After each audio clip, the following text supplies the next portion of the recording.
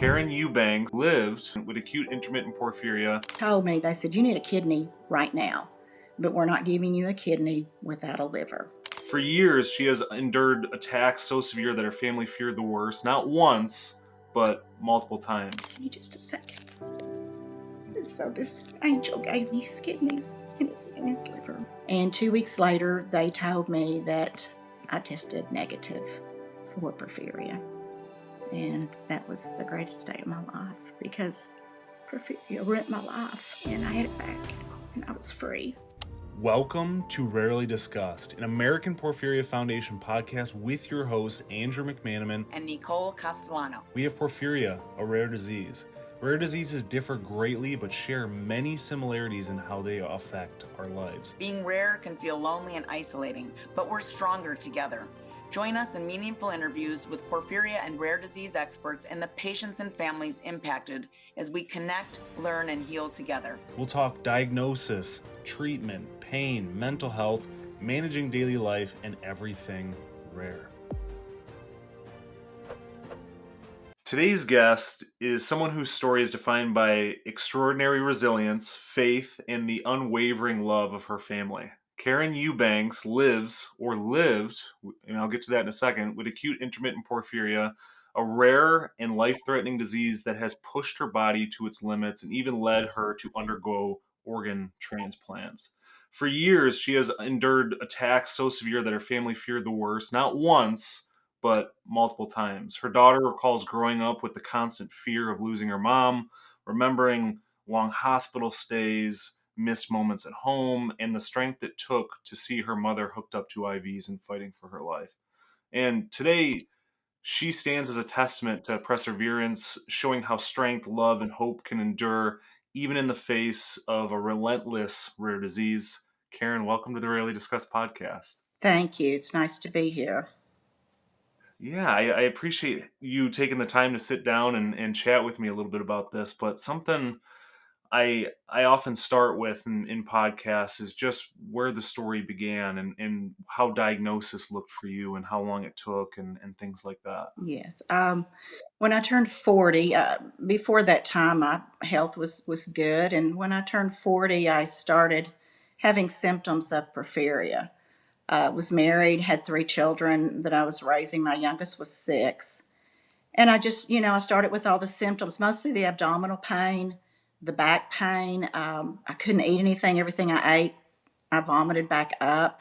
The doctors thought it was just, stomach ulcers, but it just started with how porphyria starts. It just got worse, and I landed in the hospital, and my electrolytes went crazy, and they didn't know what was wrong. They were doing all kinds of tests. They just couldn't figure it out.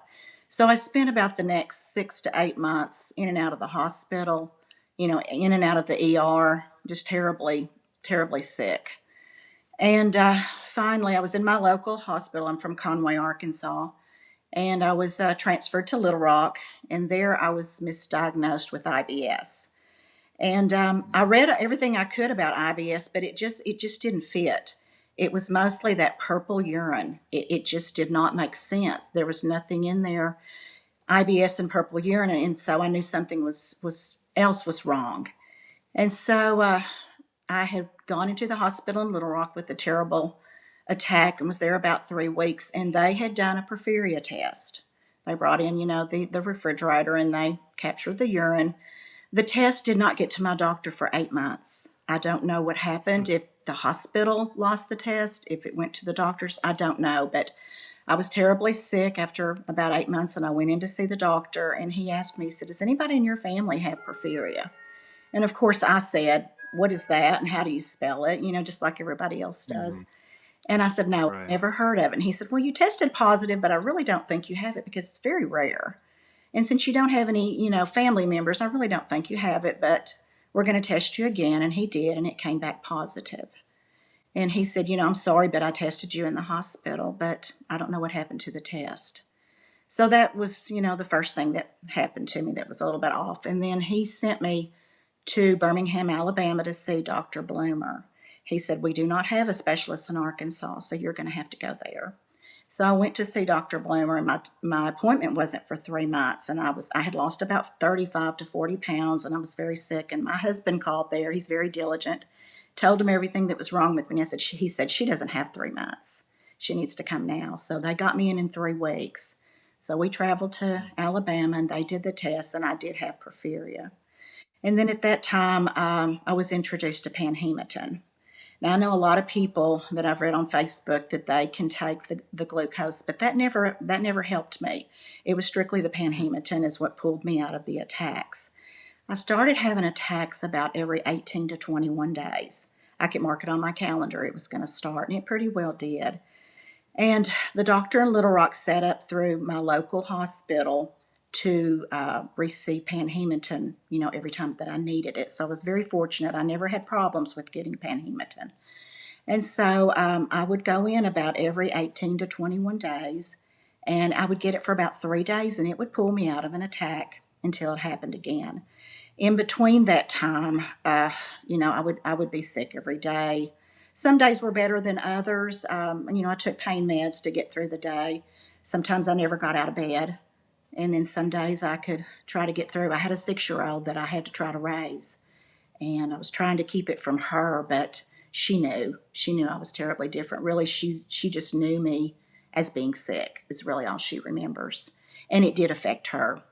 But yeah, I went in about every 18 to 21 days, and there were things in between that happened. I did that for about 10 years, and in and out of the hospital and the pain and all that. Well, then after 10 years, when I was in an attack, I had a bowel obstruction and was near death and was in ICU for about 2 weeks. And honestly, I don't have a lot of memory of it because it was so severe. And I did pull through with it. They gave me the Hematin and did all kinds of things. And finally, I did recover from it. But at that time, the doctor consulted with Alabama, and they made the decision for me to start receiving panhematin every week. And so I had to get it 2 days. I would get it on a Monday and then about a Wednesday or a Thursday. And it would pull me out of attacks or keep me pretty well out of attacks. I would go into the hospital maybe about half as much as I did before when I was just getting it as needed. So that part did help me. I did switch from getting it mixed with saline to albumin. And so that was kind of the changes, and I did that for 9 years. And then at that time, between getting the panhematin every week and the attacks, porphyria it destroyed my kidneys. And so I was in renal failure. And I do have a family history of weak kidneys. My father did die of renal failure. So, for me, that was something. Some people have bad hearts and some have bad kidneys. My family had bad kidneys. So I was in renal failure. And so between getting panhematin twice a week and then maybe going on dialysis 2 or 3 times a week, that really wasn't much of a life. So at that time, I went to UAMS in Little Rock, Arkansas. It's the University of Arkansas Medical Systems. They're one of the best transplant hospitals in the country. They receive all kinds of awards. They're just wonderful there. And I went down there to talk to them about a kidney. And they told me, they said, you need a kidney right now, but we're not giving you a kidney without a liver because your liver is the culprit here. That's where the porphyria is, and we're not going to give you a kidney without a liver. So I told them I'd think about it because that was a big thing. I really didn't think I would survive 2 transplants. So I went home and I prayed about it, and my husband and I talked about it, and he didn't have any opinion. He said, this is your life. This is your decision. I knew what he wanted me to do. He wanted me to do it. But he's very good about letting me decide. So I took a couple of weeks and prayed about it, and I decided that I needed to do it. I wasn't going to live. They told me I'd go into cirrhosis of the liver eventually, and, I would die. So we had some insurance problems. My husband's insurance did not want to pay for the liver. So we went through all of that. My husband, who is my hero, he went and talked to them, and they agreed to give me the liver. And so I went on the list, and I was on the list for 3 months. And they called me one night and said, we have you a liver and a kidney, thanks to a 17-year-old. And so, give me just a second. So this angel gave me his kidneys and his liver. And so the following day, I went in and had the transplants. It was 12 hours. I made it through the liver transplant, so they gave me the kidney. And I was in ICU for 24 hours, and I went to a room. And I was in the room about 2 days, and here came in the refrigerator, and they started capturing the urine. And 2 weeks later, they told me that I tested negative for porphyria. And that was the greatest day of my life because porphyria ruined my life. And I had it back, and I was free. I'm sorry, but porphyria is Oh, you're. it's a very devastating disease. And Mhm. I had it for 19 years, and God gave me another chance. I don't have any symptoms from it. My feet give me a lot of trouble. I have plantar fasciitis. I don't know if that's related to the porphyria, but I don't have attacks anymore. Once that liver left me, porphyria left me. And so, I'll take medication for the rest of my life and that sort of thing, but I get up every day and I'm not in pain. And so I just want to say, yeah, it took me a long time to decide on transplants. Dr. Bloomer used to talk to me and say, this is the only way that we can, cure you is to do a transplant. And we talked about it for a long time. So my only regret is I wished I had done it sooner because I'm 66 now. I'm still young, but I wished I had done it a lot sooner than waiting 19 years. So I know a lot of people, that I've seen on Facebook that, they've had problems, and I don't know why they're having problems and I didn't, but I just encourage anyone to look into a transplant. It's hard. It's the hardest thing I ever did in my life, but it's the best thing I ever did in my life. So, and if anybody ever would like to talk to me about it, I would be glad for them to go through the foundation and they'll call me and we can go over some things. I'd be glad. I talked to a young lady that had a liver transplant and she helped me a lot. Really, I basically went through the same thing she did, and it helped to know what was going to happen. So it helps us to help each other. Mhm. So that's kind of And it. I know that I'm not too aware of how the transplant process works or what you Mhm. have to do to get on the list or get to the next spot. But in terms of just your process of having to or being able to do so, I mean, what did that look like? If you could shed a little light on that, how Oh, that kind of process was. what went through. Well, I went to Yeah. my doctor, my oncologist. She set up the appointment at the hospital, and I went in to talk to. I called him the hub doctor. You go in and see one that kind of sets up all of the tests for you, and they'll take blood and all that and check, and then they'll determine that yes, you need to have this transplant. And then what will happen is, of course, they're going to check your insurance and that sort of thing. But after that point, once you say yes, my phone started ringing.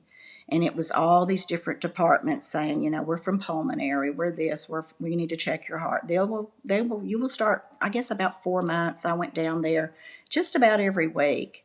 And they would do Mhm. some kind of test and, check me and say, yes, you're good. They're going to check that body and make sure that it can get through a transplant. And so I went through a lot of different tests. They weren't, real bad, anything, just a lot of different tests. And once I got through that and they gave me the word that yes, I could withstand a transplant, let me see, at that time, there's a board that meets like once a week. And then those doctors will discuss, the patient's history and everything. And they'll get approvals, for you to go on the list. And that does take a while. My holdup was the insurance because they Mhm. did not want to pay. And my husband did go before the board of directors, and I had to write a letter. And it was a letter of my life, but I basically told them what porphyria was, and I told them, about me. And then I told them that they held my life in their hands, that if I did not get this liver, I would die. Could they live with that? And that's basically Mhm. what I said in the letter. But after that point, once you're approved, I guess it was about 3 or 4 days, they called me and they said, you're on the list.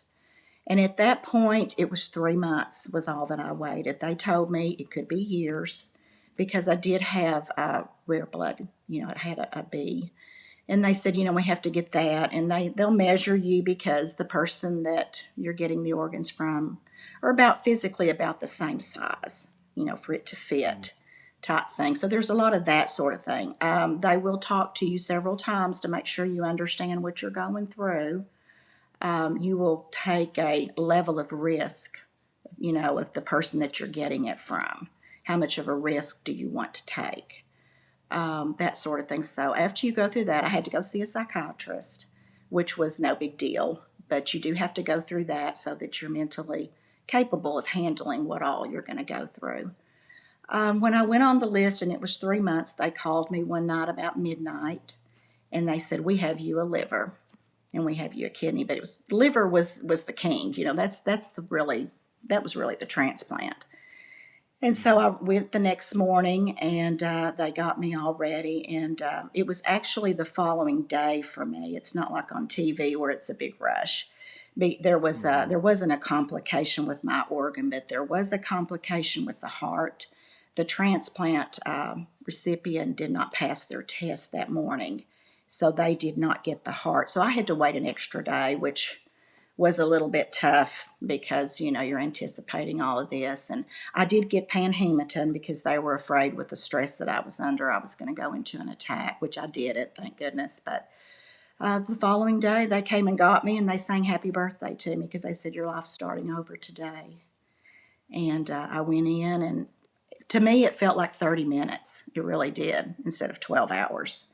And when I came to, I was in ICU, and it was painful. But, no pain, no gain. I just told myself tomorrow's going to be better. And most of the time it was. There was 2 days that I had that I told my husband when I got home, I said, "I'm staying in bed today." And they told me, you're going to have some bad days. Well, I had 19 years of bad days. So I was used to it. And I basically just did when I had porphyria. I stayed in bed and took pain meds and I rested.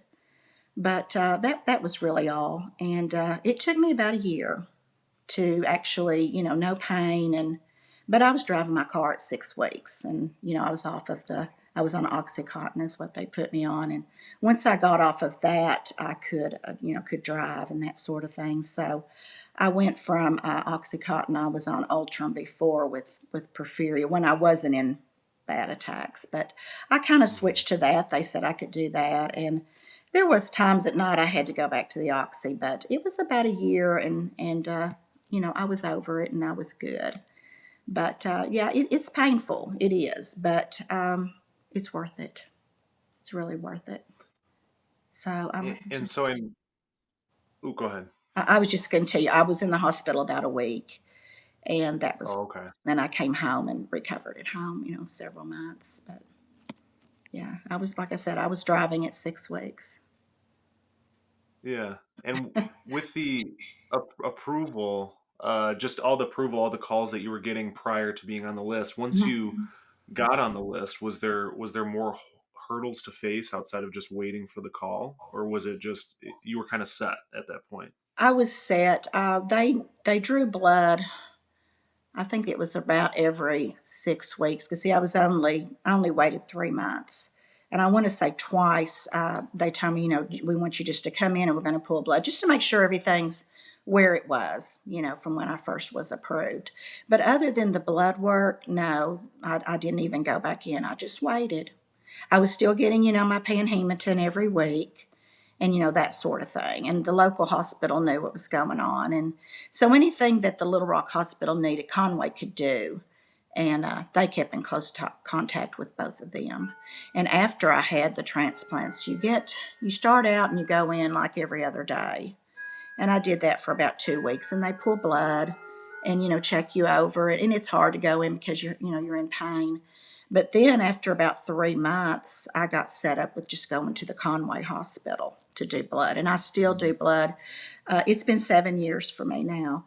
And so I only go in 3 times a year for them to pull blood. But it starts out at every couple of days, and then it goes to 2 weeks, and then it goes every month.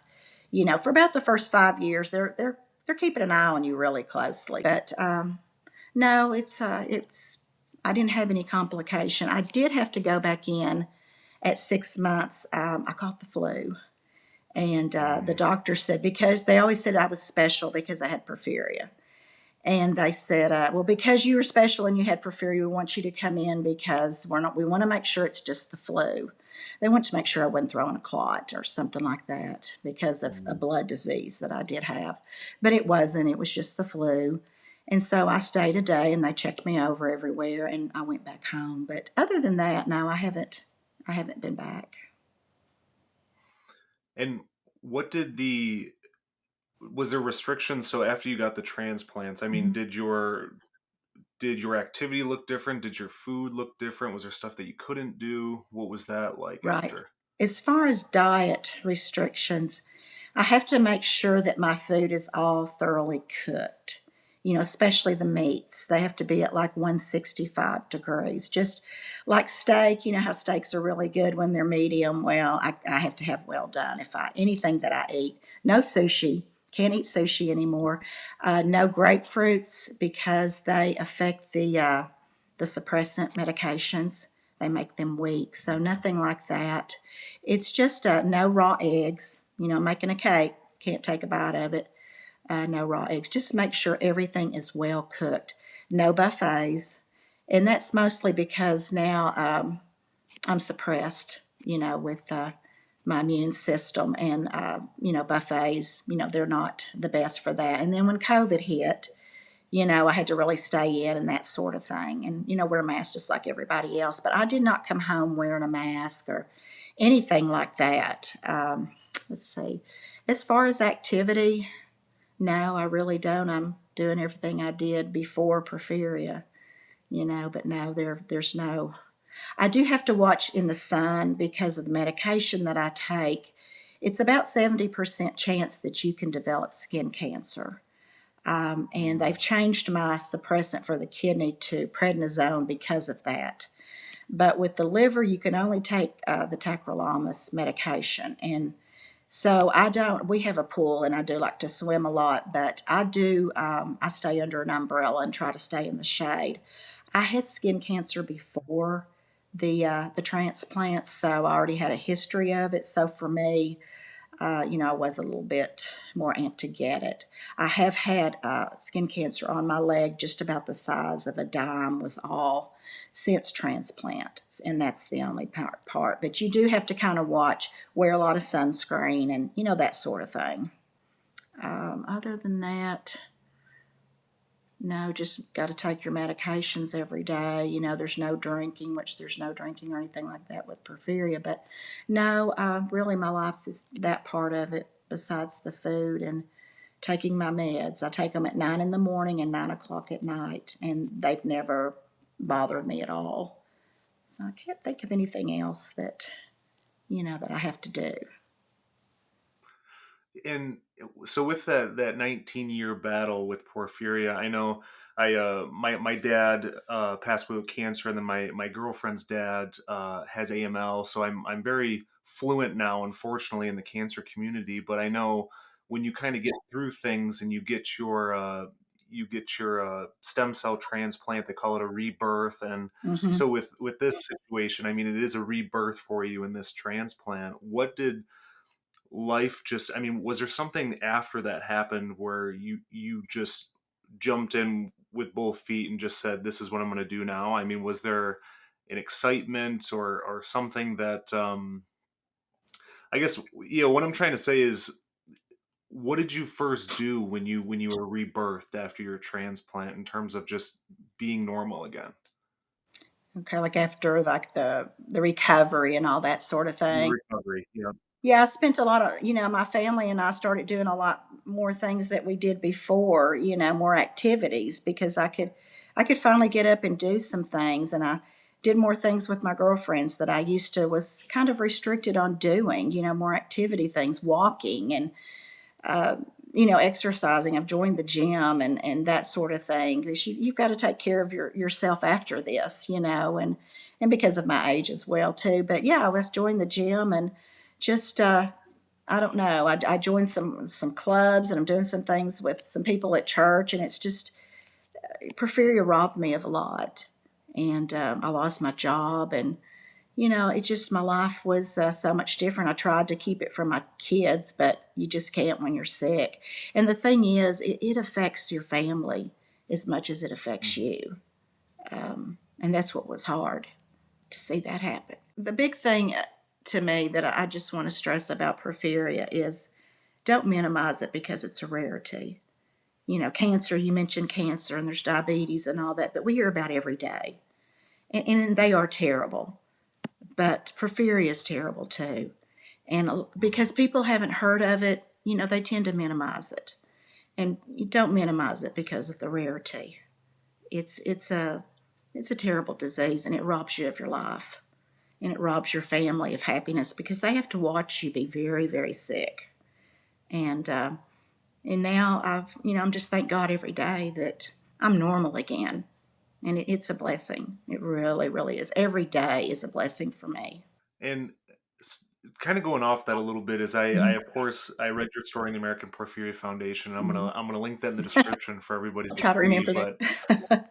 it was just it was so nice to kind of see the perspective from your daughter a little bit too, and just talking about it's something that we haven't really talked about on this podcast is just God and faith and how that plays a role in everything. And I know you've mentioned it several times already, and it's in your story quite a bit. And I just wanted to lean into that a little bit and just ask you how important that was during this journey.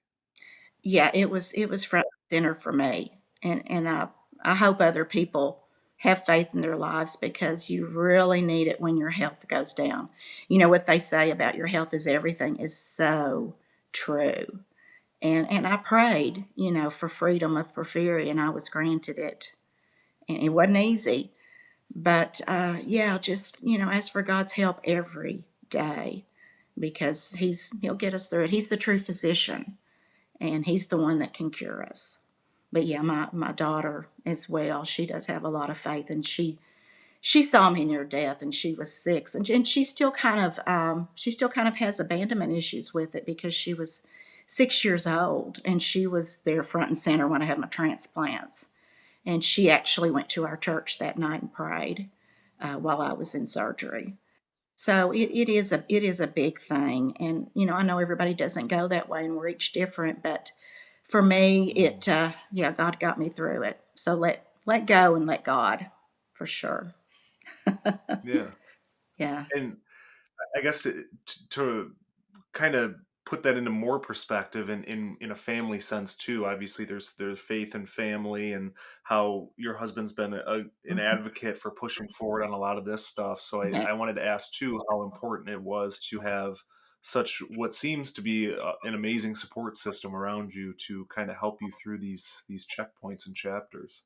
Yes, it was. I've talked to a lot of women that they were abandoned by their spouses.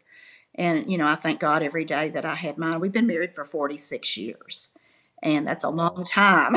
I feel like we were Mhm. born married, but yeah, he was a big strength for me. And it was hard for him. I saw him as a grown man cry, and that's hard.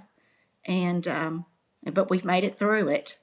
And, hopefully we're going to get old together. But, yeah, he was a big strength for me. And I'm very, very fortunate to have him. I really am.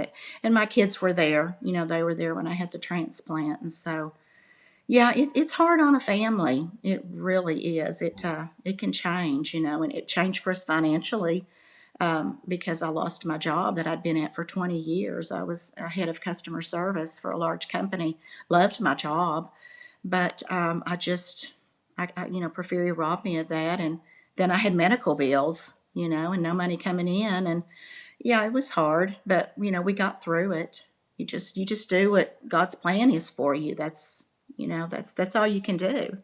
You Mhm. just have to go with it. But yeah, we survived. We're not going to let And Prairie rule us. yeah, It and does, but I mean, yeah, right. And yeah. for the people that are watching or listening that are just obviously listening to this story and thinking, "Wow, that is just amazing! All those years together, and obviously all the hurdles and all the downs and the ups and the insurance issues and."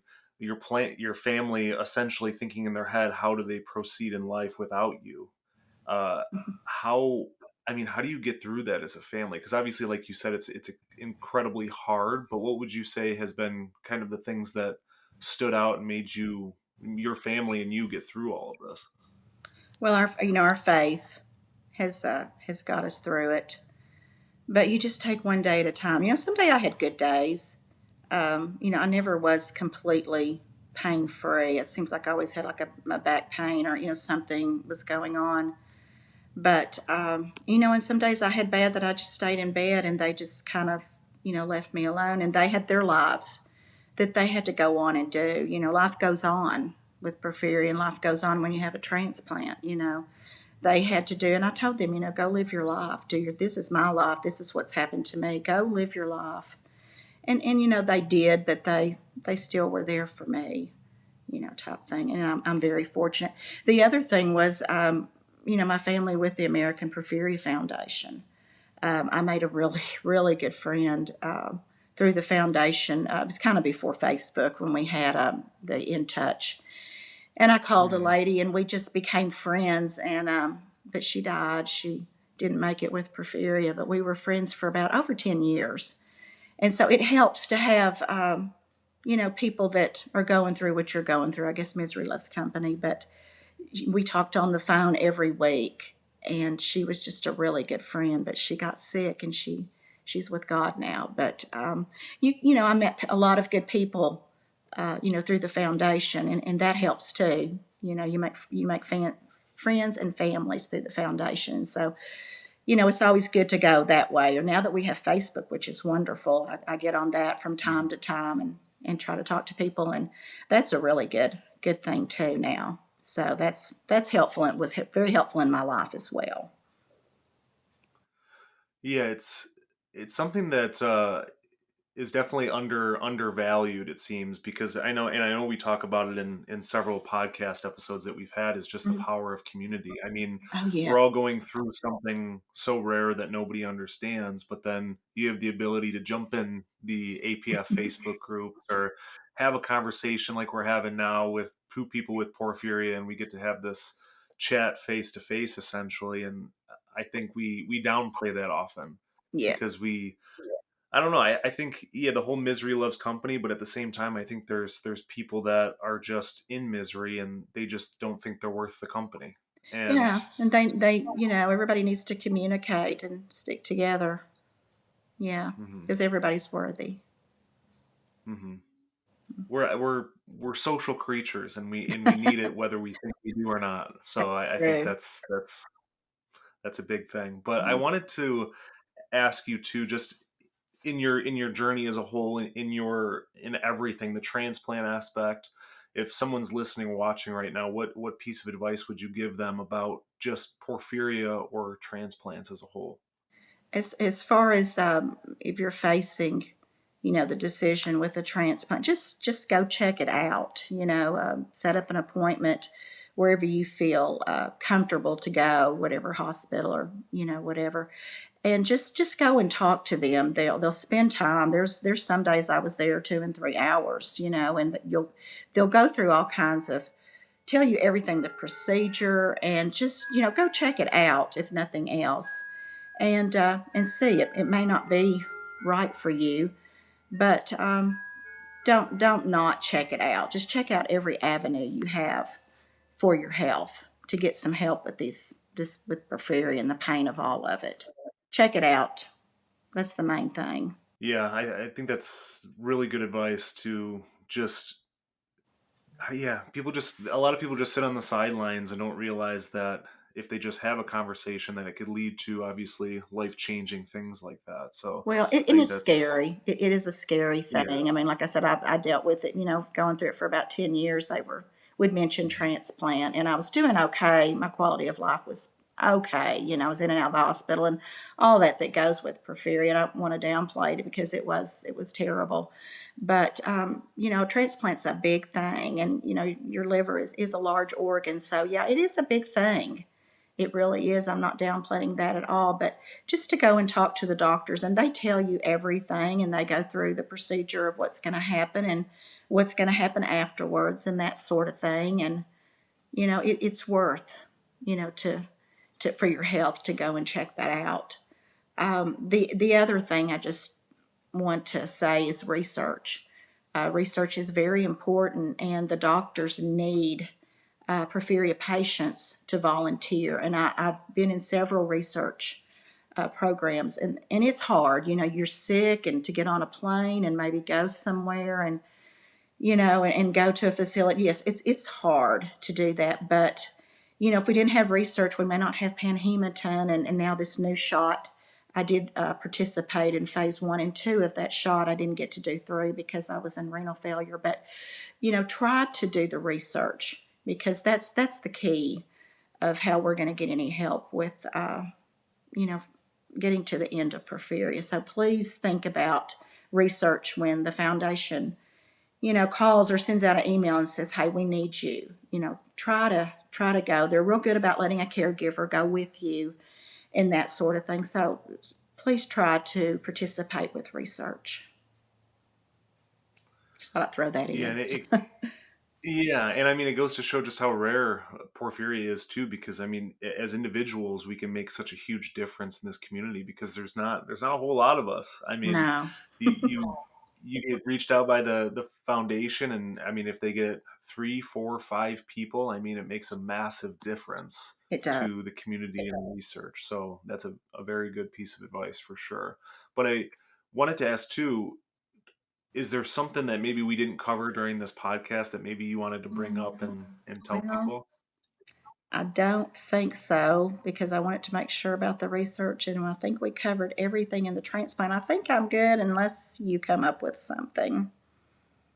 No, I think that was good. I think getting a sense and a perspective into your life and how the porphyria journey has been for you and how it led to transplants and how it changed your life and how you've incorporated faith and your support system and family. I think it was a very, very well versed story you have and Well, journey. thank you. Well, it was great to share. I hope I helped somebody. I can almost guarantee it for sure. I can Great. guarantee it. But I just wanted to say thank you again for taking the time to sit down and chat with us here. And I can't wait for everybody to see this. Oh, well, great. Well, thank you for having me. Thank you for taking the time out of your day to listen to our podcast. If you enjoyed this episode, please share it with friends, family, or anyone who could benefit. And please don't forget to subscribe and leave a review on your preferred platform. It helps us spread awareness, and we would be extremely grateful. You can also follow Rarely Discussed on Instagram, YouTube, as well as TikTok. If you're someone seeking diagnosis for porphyria, visit porphyriafoundation.org to receive a free doctor packet, forms for free DNA testing, and a list of doctors in your area. Stay tuned for more episodes of Rarely Discussed.